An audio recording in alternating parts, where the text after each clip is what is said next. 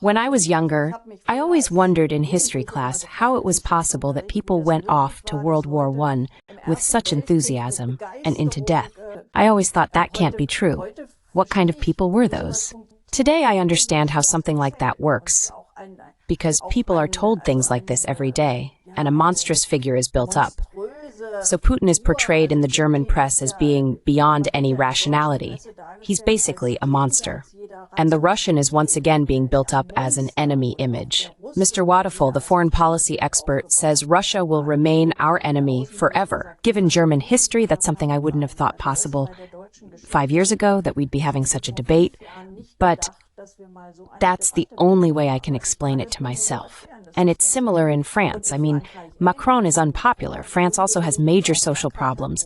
In France, of course, Le Pen is now also very strong as a counterweight. That's actually partly the case in Germany with the AfD as well, but that's not, at least not what I would wish for as a counterweight. It does resonate with a part of the population, and it's extremely dangerous because if the Germans or Europeans in general, this so-called coalition of the willing, or actually the coalition of the willing to go to war, as one should say, if they actually send troops to Ukraine, that would mean war with Russia, because Russia will never accept that.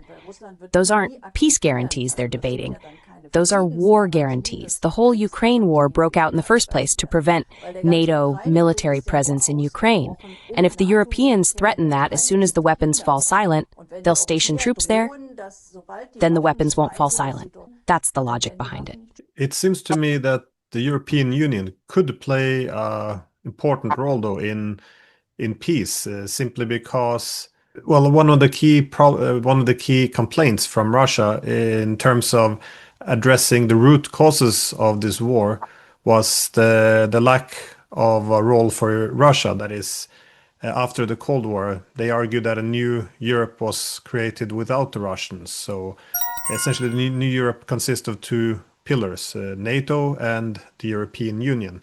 And the idea is all European countries should eventually join, with the exception of Russia. And this is a bit problematic because they have the largest territory, the largest population, now the largest economy in purchasing power parity, and also the largest military. So from their perspective, this is something that revived the Cold War logic of bloc politics.